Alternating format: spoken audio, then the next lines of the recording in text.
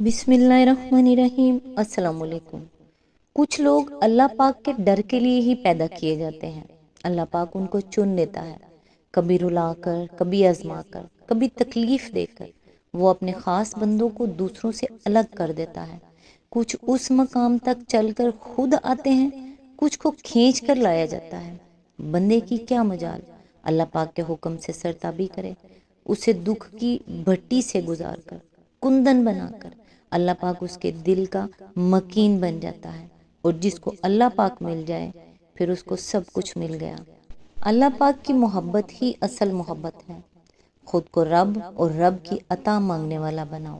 اور اگر رات رات بھر نیند نہیں آتی، سو نہیں پاتے ہو، تو یاد رکھو کہ وہ منتظر ہے تمہارا۔ ابھی بھی اس کو انتظار ہے تمہاری دعاؤں کا۔ مانگ لو، ابھی بھی کچھ نہیں بگڑا۔ ابھی بھی وہ سب ہو سکتا ہے جو تم چاہتے ہو۔ ابھی بھی وہ سب مل سکتا ہے جو تم مانگتے ہو۔ ابھی بھی قبولیت کی ایک گھڑی باقی ہے۔ ابھی بھی تہجد کا پلڑا مقدر پر بھاری ہے۔ اللہ تعالیٰ سے دعا ہے، اے میرے پروردگار، شکریہ میرے عیبوں پر پردہ ڈالنے کا، شکریہ اتنے گناہوں کے بعد بھی سزا نہ دینے کا، شکریہ اتنی ساری محبت کا، شکریہ زندگی کو اتنی خوبصورت بنانے کا، شکریہ اتنی ساری نعمتیں دینے کا، شکریہ اتنی عزت دینے کا، شکریہ اپنے عشق میں مبتلا کرنے کا۔ اللہ پاک، الفاظ ختم ہو جائیں لیکن میں آپ کا شکریہ ادا نہیں کر پاؤں۔ میرے پیارے اللہ، میں راضی ہوں، آپ راضی ہو جاؤ۔ آج انشاءاللہ سورہ الفتح کی آیت نمبر 20 سے سٹارٹ کریں گے۔ اس کا ترجمہ اور تفسیر تفہیم القرآن سے بیان کروں گی جو اہل سنت جماعت کے لیے ہے۔ اعوذ باللہ من الشیطان الرجیم، بسم اللہ الرحمن الرحیم۔ اللہ تم سے بکثرت اموال غنیمت کا وعدہ کرتا ہے جنہیں تم حاصل کرو گے۔ فوری طور پر تو یہ فتح اس نے تمہیں عطا کر دی اور لوگوں کے ہاتھ تمہارے خلاف اٹھنے سے روک دیے تاکہ یہ مومنوں کے لیے ایک نشانی بن جائے اور اللہ سیدھے راستے کی طرف تمہیں ہدایت بخشے۔ اس کی تفسیر ہے، اس سے مراد وہ دوسری فتوحات ہیں جو خیبر کے بعد مسلمانوں کو مسلسل حاصل ہوتی چلی گئیں۔ اسی آیت کے ضمن میں آگے فرمایا، اس سے مراد ہے صلح حدیبیہ جس کو سورت کے آغاز میں فتح مبین قرار دیا گیا۔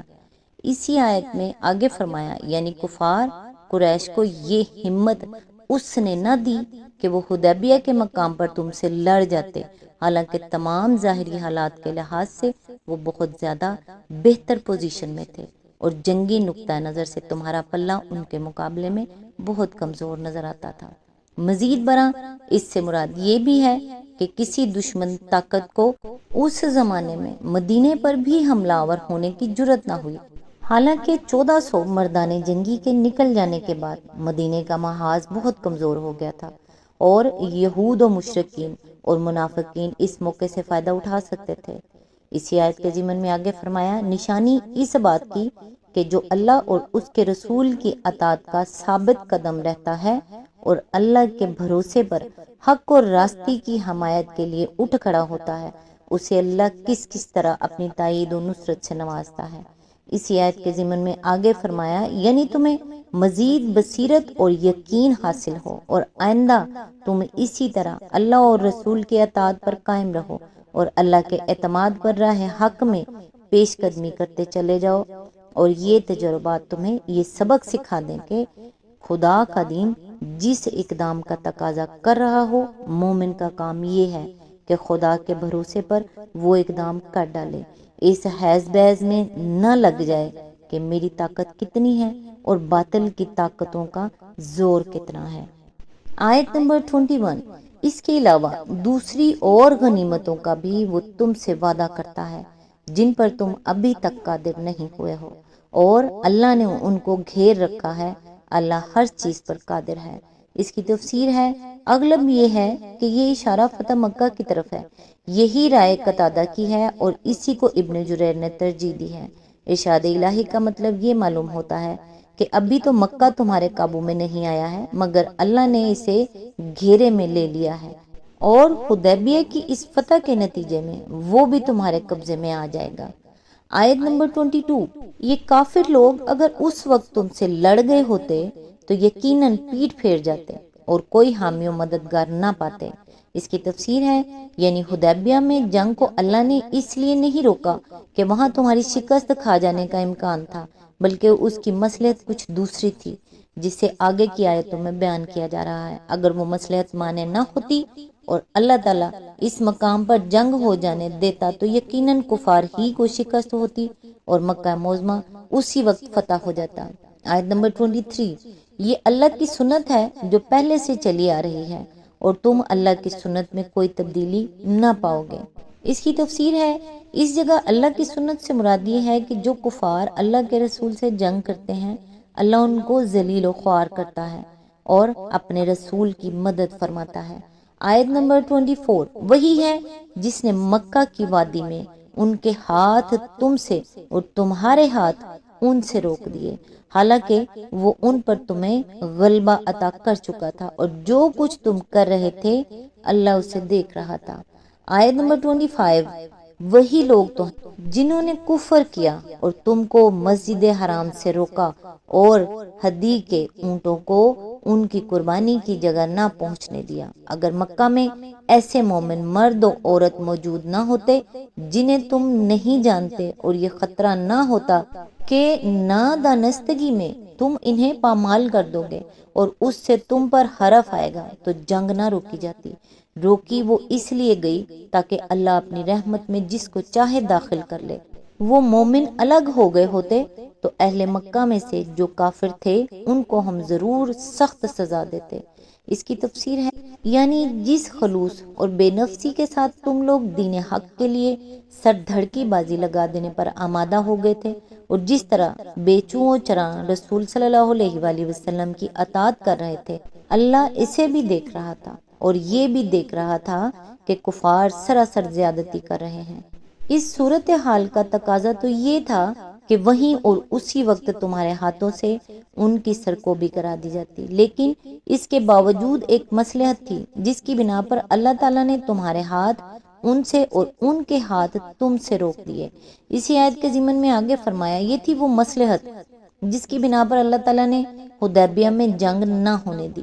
اس مصلحت کے دو پہلو ہیں، ایک یہ کہ مکہ معظمہ میں اس وقت بہت سے مسلمان مرد و زن ایسے موجود تھے جنہوں نے یا تو اپنا ایمان چھپا رکھا تھا یا جن کا ایمان معلوم تھا مگر وہ اپنی بے بسی کی وجہ سے ہجرت نہ کر سکتے تھے اور ظلم و ستم کے شکار ہو رہے تھے۔ اس حالت میں اگر جنگ ہوتی اور مسلمان کفار کو رگڑتے ہوئے مکہ معظمہ میں داخل ہوتے تو کفار کے ساتھ ساتھ یہ مسلمان بھی نادانستگی میں مسلمانوں کے ہاتھوں سے مارے جاتے، جس سے مسلمانوں کو اپنی جگہ بھی رنج و افسوس ہوتا اور مشرکین عرب کو بھی یہ کہنے کا موقع مل جاتا کہ یہ لوگ تو لڑائی میں خود اپنے دینی بھائیوں کو بھی مارنے سے نہیں چوکتے۔ اس لیے اللہ تعالیٰ نے ان بے بس مسلمانوں پر رحم کھا کر اور صحابہ کرام کو رنج و بدنامی سے بچانے کی خاطر اس موقع پر جنگ کو ٹال دیا۔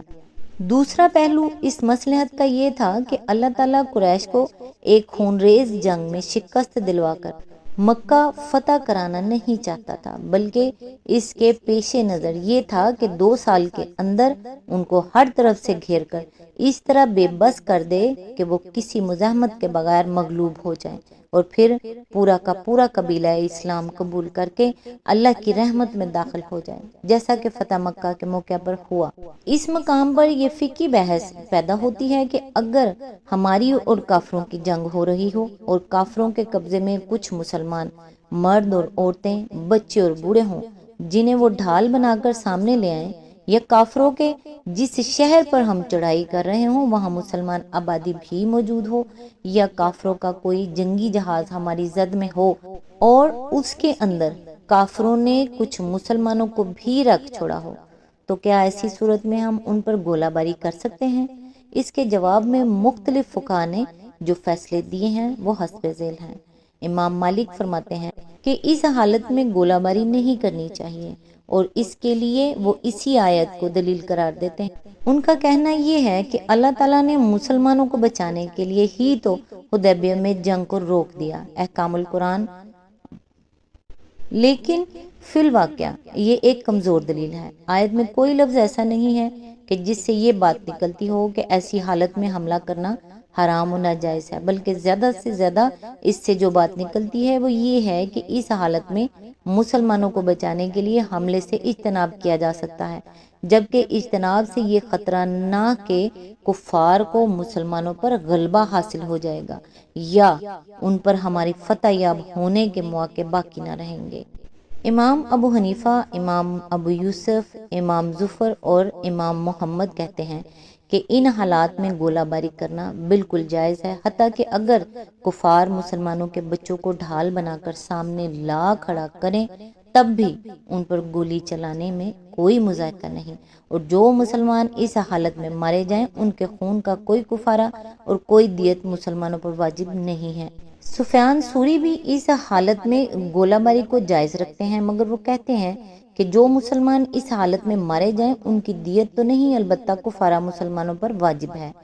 امام اوزئی اور لیث بن سعد رحم اللہ کہتے ہیں کہ اگر کفار مسلمان کو ڈھال بنا کر سامنے لے آئیں تو ان پر گولی نہیں چلانی چاہیے۔ اسی طرح اگر ہمیں معلوم ہو کہ ان کے جنگی جہاز میں خود ہمارے قیدی بھی موجود ہیں تو اس حالت میں اس کو غرق نہیں کرنا چاہیے، لیکن اگر ہم ان کے کسی شہر پر حملہ کریں اور ہمیں معلوم ہو کہ اس شہر میں مسلمان بھی موجود ہیں تو اس پر گولہ باری کرنا جائز ہے، کیونکہ یہ امر یقینی نہیں ہے کہ ہمارا گولہ مسلمانوں ہی پر جا کر گرے گا، اور اگر کوئی مسلمان اس گولہ باری کا شکار ہو جائے تو یہ ہماری طرف سے بالقصد مسلمان کا قتل نہ ہوگا بلکہ نادانستگی میں ایک حادثہ ہوگا۔